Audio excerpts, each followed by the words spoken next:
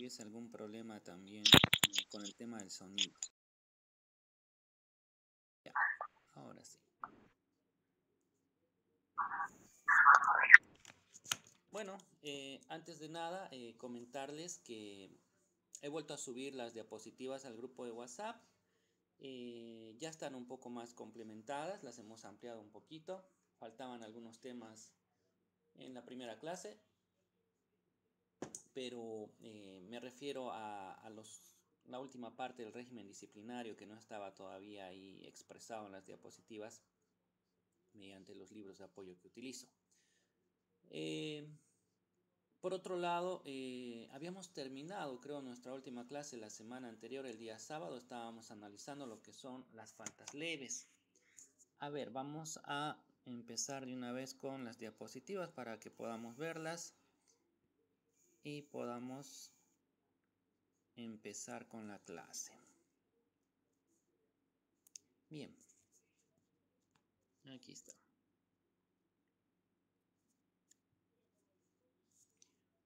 Ok, no se olviden que en cualquier momento pueden ustedes interrumpir la clase para hacer alguna pregunta, alguna duda o algún comentario sobre lo que estamos desarrollando.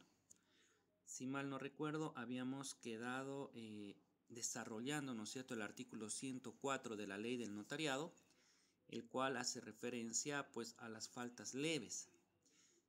Lo último que recuerdo, estábamos ejemplificando y contando un pequeño anécdota también sobre una negación diplomática, ¿no es cierto?, por parte de algunos notarios de fe pública de negar pues sus servicios sin ninguna causa justificada. Decíamos que es producto pues del cambio normativo que hay, donde lamentablemente, bueno, para los que han sido notarios bastante tiempo, pues representa realmente una complejidad, pues un cambio, una modificación a raíz de que uno se mecaniza, si vale el término, en la tarea cotidiana del diario vivir, ¿no? Entonces para ellos por supuesto que hay cierta resistencia el aplicar o el adecuarse a esta nueva ley del notariado. Dejar de asistir a su oficina notarial sin justificativo legal. Ya sabemos que también habíamos hablado de este punto, ¿no es cierto? Decíamos que mínimamente pues el notario tiene que aperturar pues su oficina de lunes a viernes, es decir, los días hábiles. Días hábiles son los días en que trabaja el órgano jurisdiccional. Y habíamos establecido también que la norma fija como un mínimo de 8 horas de atención al público, ¿no? Y que optativamente, pues si se requiere, ¿no es cierto?, los servicios del notario por el principio de erogación, pues podríamos también en días inhábiles, en una especie de habilitación, pues no extraordinaria de días inhábiles y horas inhábiles también. Otras establecidas por el reglamento. A lo largo del decreto reglamentario, pues hay algunas figuras sobre los deberes y obligaciones de los notarios de fe pública y algunas prohibiciones. Pues referente a ellas precisamente viene este punto, ¿no es cierto?, que tiene gran relación también con esos principios como la cordialidad, ¿no es cierto?, y el tema del asesoramiento gratuito. Pasaremos a las faltas graves. Estas están en el artículo... no, seguimos todavía, es que son bastantes las faltas leves. A ver... Tengo aquí una pequeña... Ahora sí, faltas graves. Las faltas graves están en el artículo 105, hay que corregir esa diapositiva, tiene ahí un pequeño error al inicio, ¿no es cierto? ¿Qué es una falta grave? Una falta grave se considera, por un lado, la reincidencia de una falta leve en una misma gestión.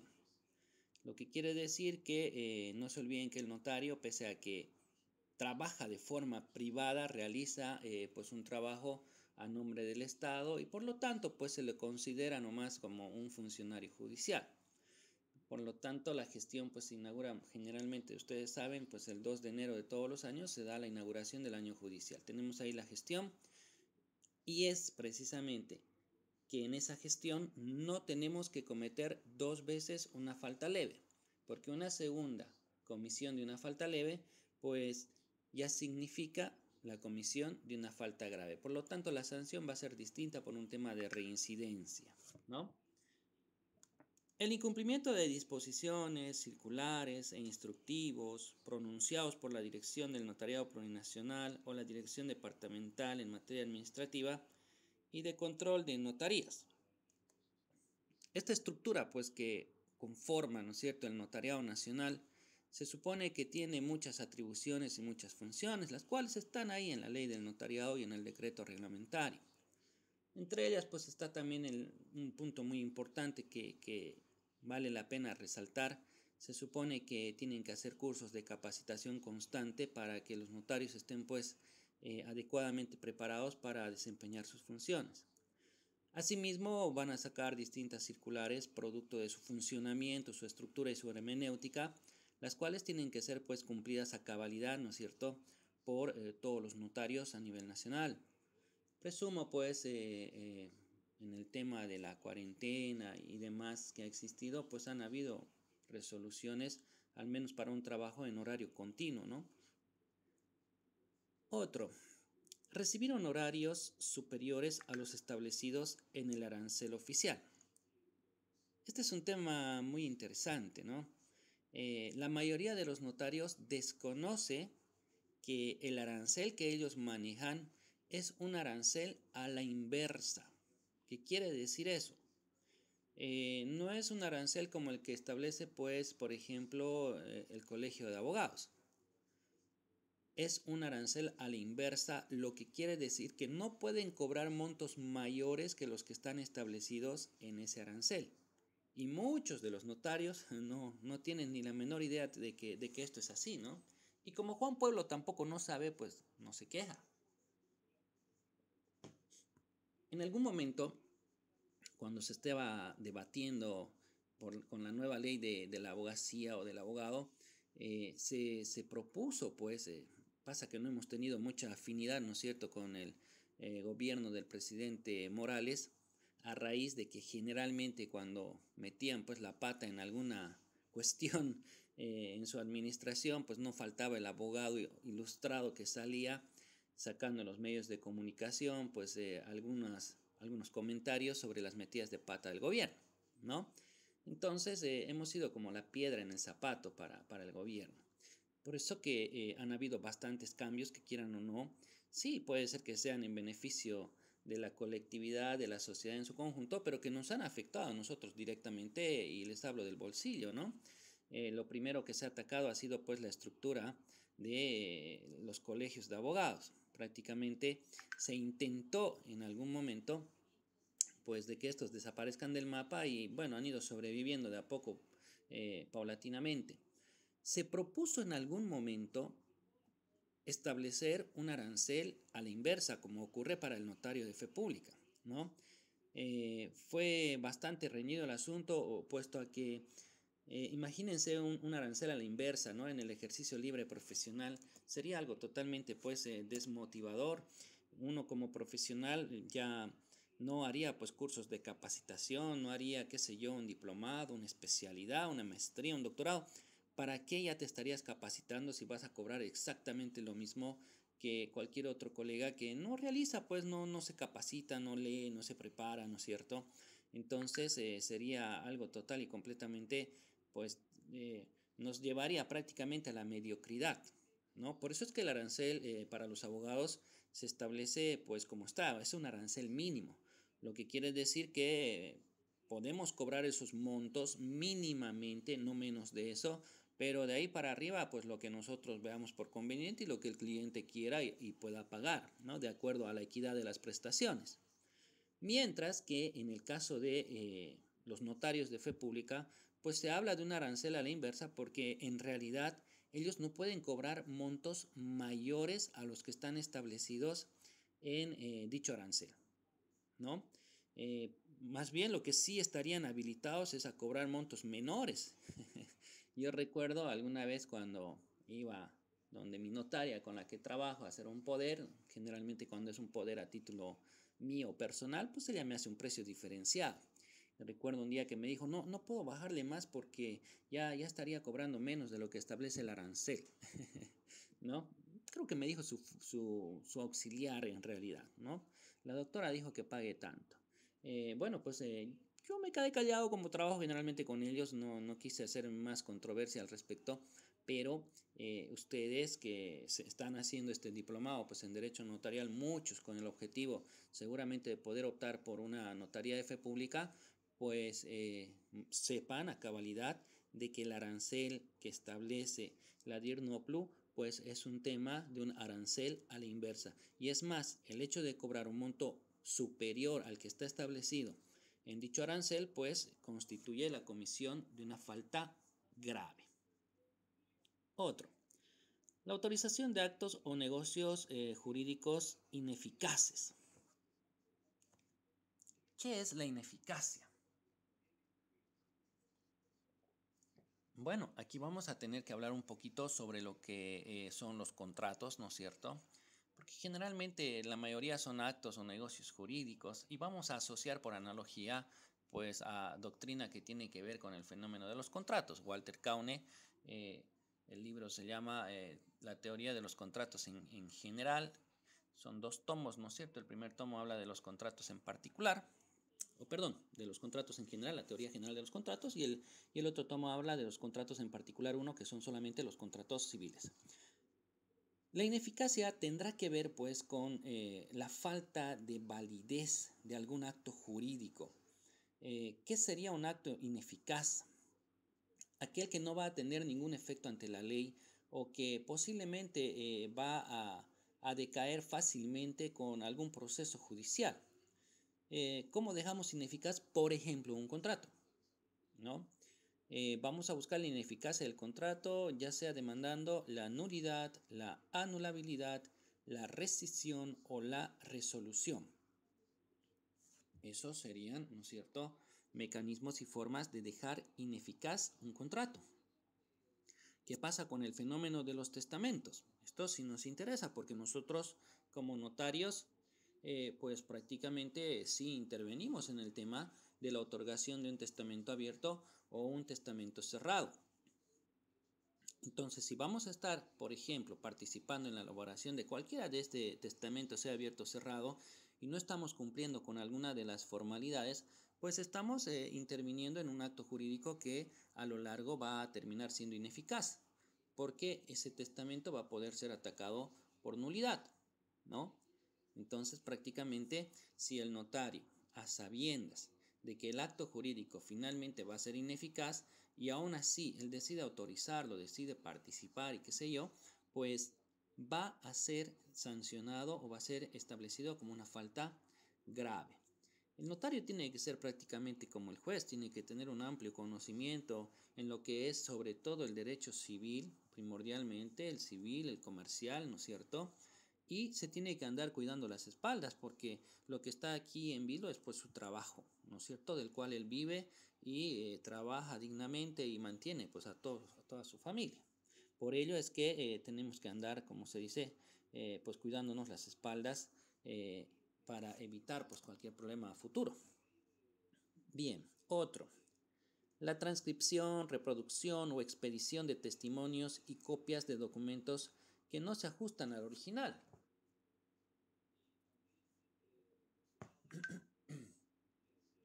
Aquí ya estamos hablando sobre prácticamente, posiblemente, ¿no es cierto?, pues la falsificación de un documento público, ¿no? Si no lo vamos a transcribir tal cual está, ¿no es cierto?, en el protocolo, pues hay un tema de que ya estás modificando, estás creando una falsedad material, una falsedad ideológica.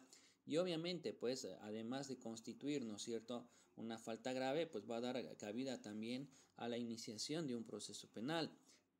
Ya vimos nosotros de un inicio que el notario está sujeto a varios tipos de responsabilidad, desde la civil, la penal, la administrativa o disciplinaria, y está también el tema de la fiscal, ¿no es cierto? Porque tiene la obligación también de, como todos los demás, pues pagar y contribuir al Estado en el fenómeno de los impuestos.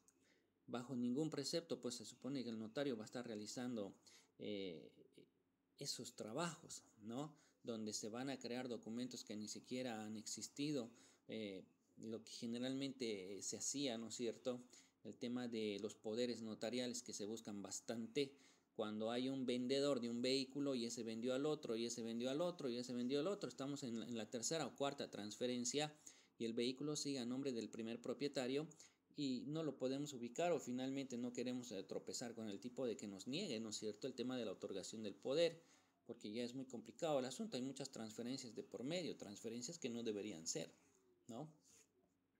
Entonces, generalmente lo que se hacían, tú ibas ahí por la cuchilla, ¿no es cierto?, donde generalmente están las transferencias de vehículos, y ahí los abogados te hablaban de un famoso poder especial, ¿no? Pero era un poder especial que tenía un costo pues distinto a un poder notarial normal, ¿no? Y precisamente todo esto ya se está regulando, ya se está controlando. Hay incluso una base de datos totalmente electrónica referente para el control, ¿no es cierto?, de la emisión de los poderes. Los notarios hoy en día se comunican entre ellos, se llaman por teléfono, envían correos electrónicos para la verificación de un determinado poder notarial si es que están haciendo algún acto jurídico en base a ese poder notarial. Ya todo está más controlado, todo está más fiscalizado, así que hay que tener mucho cuidado de hacer las cosas bien. Y la importancia también de que los auxiliares, ¿no es cierto?, los que trabajan con el notario, sean personas de confianza, y tener el tema de las cámaras también para cualquier descargo, pues, ¿no? Seguimos. El incumplimiento de los deberes y prohibiciones establecidas en la presente ley. Eso está en los primeros artículos cuando habla de deberes y prohibiciones del notario de fe pública. La embriaguez habitual o uso de estupefacientes prohibidos. Me hace recuerdo bastante una característica de la autoridad jurisdiccional, ¿no es cierto?, que es la dignidad de vida. Se supone que el juez y lo propio, pues el notario de fe pública, tiene que ser una persona que tenga un adecuado comportamiento dentro de la sociedad. Se dice que todo aquello que está permitido, ¿no es cierto?, para Juan Pueblo, pues no está permitido para lo que sería un notario de fe pública y menos pues un juez, ¿no? Tiene que llevar una vida decorosa porque es pues autoridad. En el fondo es autoridad, y lamentablemente donde se ven más estas cosas son en los pueblos pequeños, donde todos son compadres de todos y el notario recibe, así como el juez, una atención pues diferenciada por el tema de buscar siempre la amistad y ciertos nexos que no deben existir. Entonces, el notario no tiene que ser pues una persona que sea adicta, que sea alcohólica o que tenga alguna adicción a alguna droga, ¿no es cierto?, precisamente porque eso va a afectar pues su lucidez y su trabajo cotidiano. Seguimos con las faltas graves. La autorización de acto, asunto o negocio jurídico cuyo otorgamiento o realización no haya presenciado. En el anterior caso se habla de una modificación. En este caso se habla de una nula participación, lo que quiere decir que el acto jurídico jamás existió, y lo que se está haciendo en realidad es crear, es introducir de forma inadecuada pues el supuesto acto jurídico dentro del archivo y la oficina pues del notario de fe pública. El notario no está para hacer pues ese tipo de trabajos. Ya les dije, si el notario quiere conservar su trabajo, pues tiene que hacerlo cumpliendo pues lo que establece precisamente la Constitución, la presente ley y otras, ¿no? No es una cuestión de estar en el cargo para dedicarnos a hacer dinero fácil y lucrar pues de forma inadecuada. Simple y llanamente pues ponen en riesgo, ¿no es cierto?, el cargo que están ostentando, porque no debemos olvidar pues que el cargo del notario pues es un cargo vitalicio, ¿no? Y que si el notario va a estar haciendo las cosas bien y se va a estar capacitando constantemente y va a cumplir con esos deberes y esas obligaciones que establece la ley del notariado, pues no va a tener ningún problema, y seguramente pues se va a retirar o va a renunciar ya producto del cansancio, ¿no es cierto?, el ejercicio de dicha función. Otro, el ofrecimiento de dádivas, favores o ventajas para captar usuarios.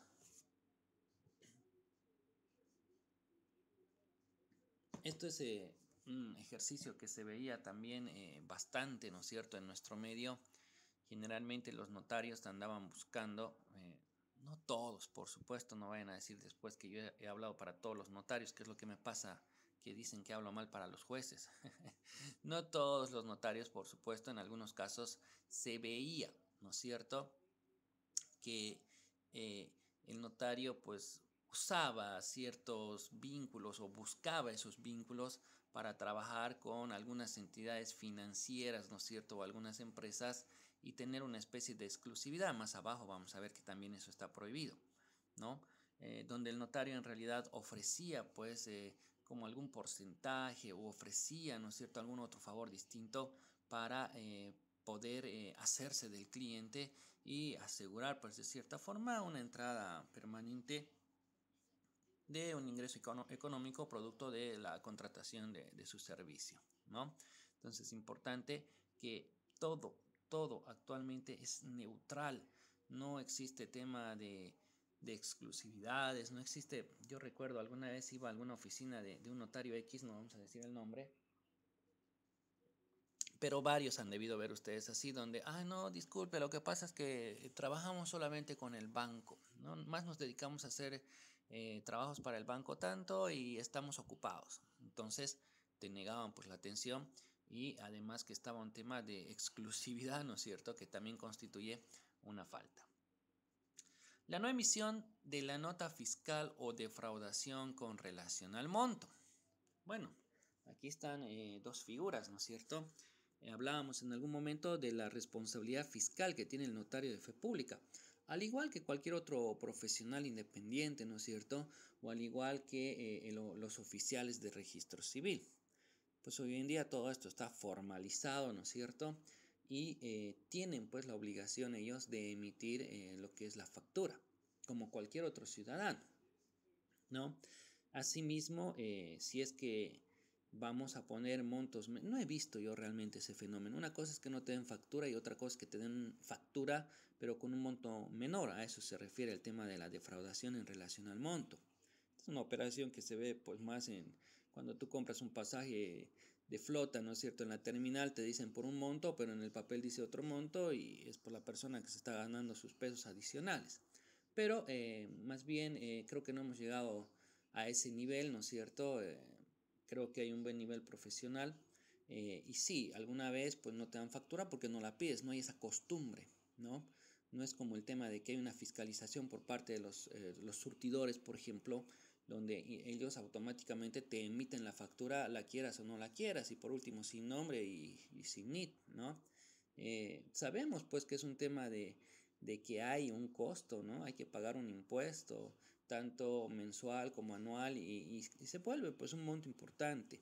Por eso es que por lo general no se encuentra pues motivado, ¿no es cierto?, ni el notario ni ningún otro abogado en ejercicio libre a la emisión de una factura. Por lo pronto no hay una fiscalización directa respecto a ello, solamente será pues el cliente, el interesado, el que va a exigir. Y lo único que queda claro es que el notario tiene sí la obligación de emitir permanentemente, pero generalmente nadie está acostumbrado a pedirle una factura al notario. Las empresas por lo general sí, porque les sirve pues a ellos por el tema de que manejan una contabilidad y tienen un descargo y todo lo demás, ¿no?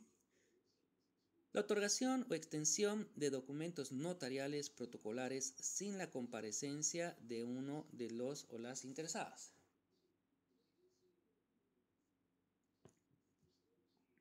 Bueno, en este caso haría parecer que una de las partes pues no ha concurrido, ¿no?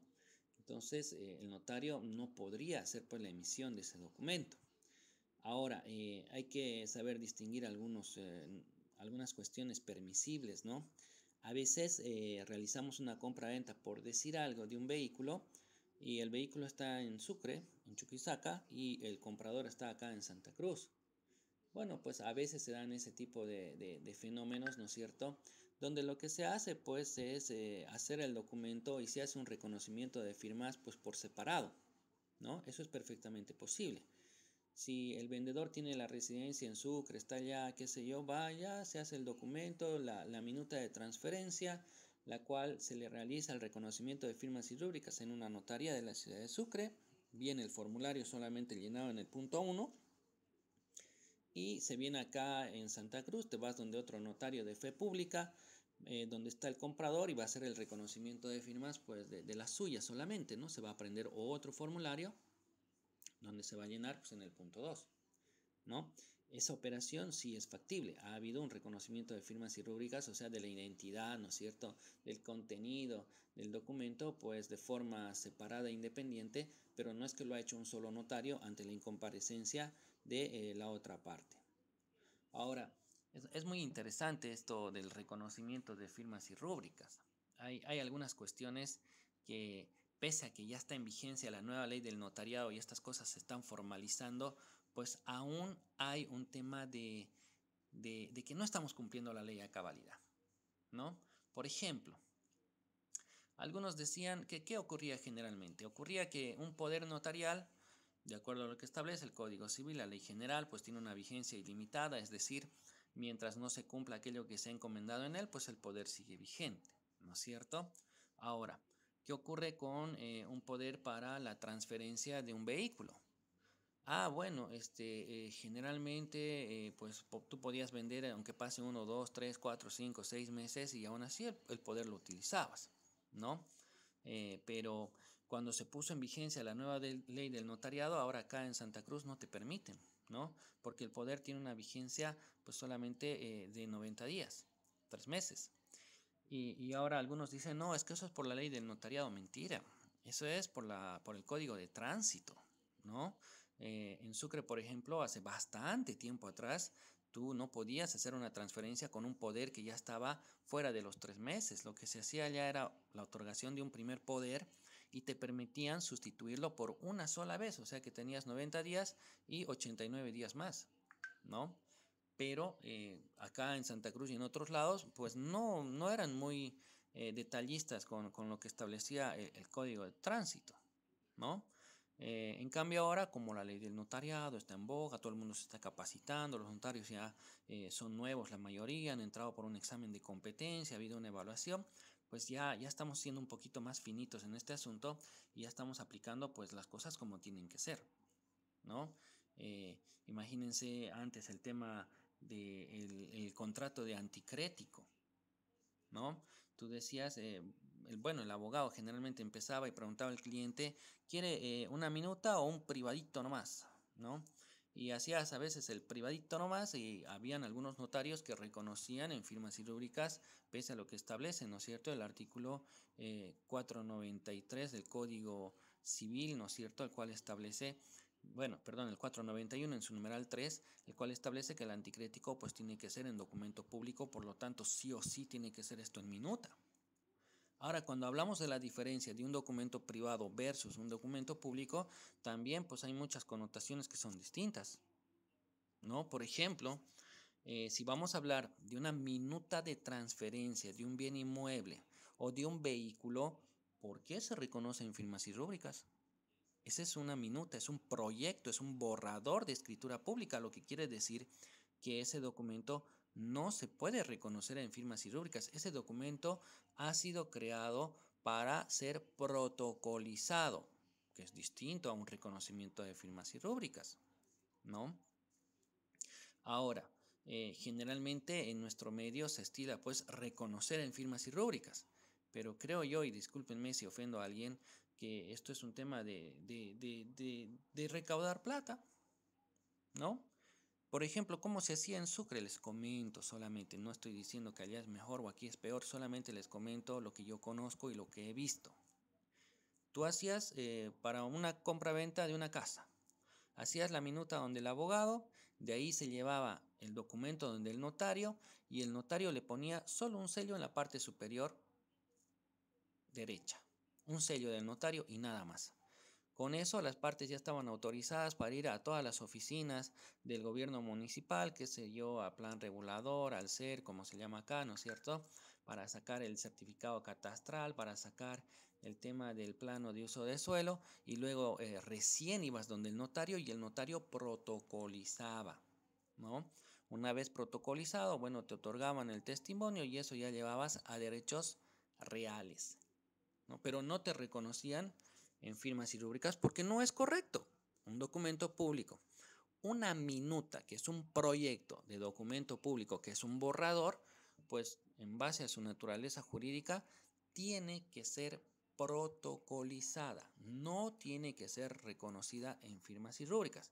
Pero aquí, ¿qué hacemos? Reconocemos en firmas y rúbricas, se van, hacen todo el trámite, de ahí vuelven y luego hay que protocolizar, otra vez vuelven las partes, el vendedor y el comprador. Entonces es para mí como un doble saque de dinero. Al menos así lo veo yo, ¿no? Cada cual tendrá su criterio distinto, por supuesto, ¿no? Pero a ver, si vamos a reconocer en firmas y rúbricas una minuta de transferencia de un bien inmueble, reconozcamos pues también una minuta de anticrético. Ningún notario te reconoce actualmente una minuta de anticrético, no te hacen reconocimiento de firmas y rúbricas y sabemos por qué. No tiene que haber la distinción, la minuta es minuta y no tiene que ser reconocida en firmas y rúbricas. Tampoco, pues un documento privado no se puede protocolizar. El documento privado, por su naturaleza jurídica, solamente va a ser reconocido en firmas y rúbricas y va a seguir siendo privado. Eso dice el artículo 1297 del Código Civil, ¿no? Entonces hay que tener bien claro esos criterios. Si la vamos a aplicar bien, pues la apliquemos bien y seamos finitos en su aplicación. A ver, seguiremos. La otorgación de testimonios sin haber sido concluidas las escrituras matrices o que no se ajusten estrictamente a la matriz protocolar de manera culposa. Bueno, ya que estamos hablando de estas etapas, ¿no es cierto?, en la creación pues de un documento público, el documento público ¿cómo nace? Esto tiene que ver pues con el requisito de forma, ¿no es cierto?, en la celebración de algunos contratos y en otros pues porque las partes han decidido realizarlo de esa forma. Estamos hablando del 491, 492 y 493 del Código Civil. ¿Cómo nace un documento público? Pues nace en la minuta. Primero vamos a ir donde el abogado y el abogado va a hacer la minuta. Esa que dice, por ejemplo, minuta de anticrético de inmueble. Señor notario de fe pública, entre los registros públicos que cobren a su cargo, sírvase, bla, bla, bla. Primera, dirá usted. Segunda, continuará diciendo. Y por último, usted, señor notario, se encargará de agregar las demás cláusulas de estilo y seguridad. Punto. Eso hace el abogado, sí o sí es con firma de abogado. Ese es el proyecto, ese es el borrador de la escritura pública. De ahí nos vamos donde el notario. El notario no va a reconocer en firmas y rúbricas. Lo que el notario va a hacer es protocolizar. ¿Qué es protocolizar? Es copiar, ¿no? Yo les digo a mis estudiantes, lo que ustedes siempre tratan de hacer en el examen, y a coro dicen todos, copiar, ¿no? Entonces es copiar, solamente que él va a colocar pues en base a su propia ritualidad, va a elevar pues el documento, ¿no es cierto? Ahí va a decir, en la ciudad de Santa Cruz de la Sierra, horas tanto, ante mí, notario de fe pública, se hicieron presentes, bla, bla, bla, bla, y a continuación transcribo la minuta de, ¿no? Y ahí está la minuta transcrita de inicio a fin. Ese documento va a ser firmado por el notario y las partes. El abogado ya no firma, ¿no? ¿Eso nos llevamos a casa? No, eso se queda ahí, en las oficinas del notario. Ese es el protocolo, esa es la creación del documento público. Ese es un documento público el cual va a quedar archivado bajo custodia y en los libros del notario de fe pública. ¿Y qué nos entregan a nosotros? Un testimonio, ¿no? ¿Qué es la copia de la copia de la copia? Bueno, en realidad el testimonio es aquel documento que acredita que eso que está ahí existe en los libros del notario. Por eso es que eso solamente lo firma el notario, nadie más, ¿no? Y en caso de que se pierda, se queme, se lo comen los ratones, se moje, desaparezca el documento, pues lo que hacemos, la parte interesada, la parte legitimada, ¿no es cierto?, va donde el notario de fe pública y solicita la extensión de un segundo traslado. Entonces aquí estamos hablando de que esos documentos, ese testimonio tiene que ser pues otorgado de forma completa, habiendo cumplido y seguido todos los pasos previos en su nacimiento, en su concepción y finalización. No nos pueden estar dando un testimonio de forma adelantada sin que el protocolo no esté terminado. A eso se refiere y eso está contemplado también como la comisión de una falta grave. Permítanme un segundito, por favor. Quiero ver el tema del tiempo. tenemos 1 minuto. Bien, la comunicación se va a cortar. Tenemos 10 minutos de descanso, por favor. Si tienen dudas o preguntas, al empezar la otra conexión, vemos temas de dudas o preguntas y continuamos con la segunda etapa de nuestra clase de hoy, ¿sí? En 10 minutos nos conectamos, son las 19:50, a las 8 en punto empezamos. Vayan a tomarse un cafecito y a estirar las piernas.